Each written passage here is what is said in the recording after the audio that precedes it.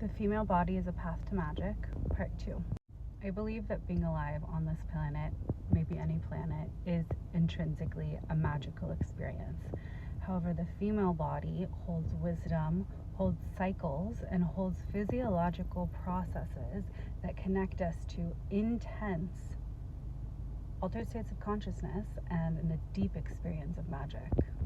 Although I don't practice much anymore, I am a full spectrum doula, which means I have supported people through the full spectrum of reproductive health, essentially, both in birth and pregnancy loss and some things in between there. I've spent much of my life studying the reproductive health system and also have lived in this body for 31 years and might go back to school at some point to become a midwife, because that is something that has always been a deep pool of mine.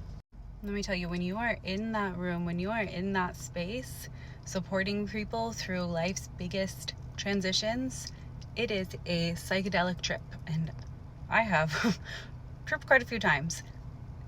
This is the biggest one you'll ever experience. I'm not sharing any opinions right now on unmedicated and or out of hospital births and where that comes to play in this conversation, because frankly, that is too big of a topic for today and not completely relevant. And also because, having worked in this field, mostly in hospitals, I have been largely humbled. I believe my point stands that no matter how a life enters or leaves the world, that it is a complete trip, both for the person giving birth as well as the people in the room, and also I would imagine for the baby as well.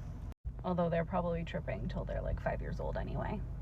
Many women or people who have given birth have reported intense altered states of consciousness during labor. The exact mechanisms behind this are not exactly known. Some theorize that you may release DMT during labor, during birth, and also at the moment of death. Other people say it has something to do with the vagus nerve and this, cascade of hormones that you're experiencing.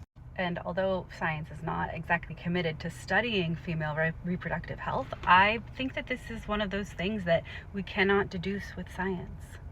That whatever is guiding someone in these moments, whatever they're tapping into, is outside of our normal modes of perception. So we have it encoded in our DNA or in our soul contracts, however you want to package it, that we tap into these intense altered states of consciousness, this sense of magic, to do the very thing that furthers civilization and continues the cycle of life and death. I'm Natasha Weiss. If you want to hear more rambles like this, sign up for my newsletter, the link in my bio.